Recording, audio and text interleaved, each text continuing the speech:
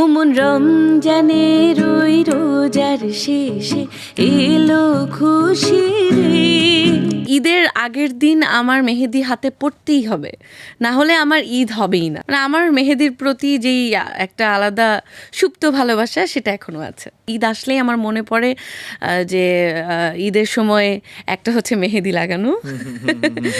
এটা নিয়ে আমি খুব একদম ক্রেজি ডিটারমাইন্ড ছিলাম। মানে ঈদের আগের দিন আমার মেহেদি হাতে পড়তেই হবে, না হলে আমার ঈদ হবেই না। ফলের নির্যাস ও দুধের সমন্বয়ে পোলার টর্নেডো গ্রিন অ্যাপল আইসক্রিম। মন ভালো থাক। এবং সকাল সকাল উঠেই ফ্রেশ হয়ে নতুন ঈদের জামা পরে রেডি টেডি হয়ে আমার নানু বাড়ি আমাদের বাসা থেকে খুব কাছে ছিল, আমি যখন নোয়াখালীতে ছিলাম। সো আমি একদম সকালবেলা ঘুম থেকে উঠেই গোসল টোসল করে রেডি হয়ে নতুন ঈদের জামা কাপড় পরে আমি দৌড় মারতাম এবং আমি দৌড়ে দৌড়ে নানু বাড়ি চলে যেতাম। সেই ছিল আমার ঈদের অন্যরকম একটা আনন্দ।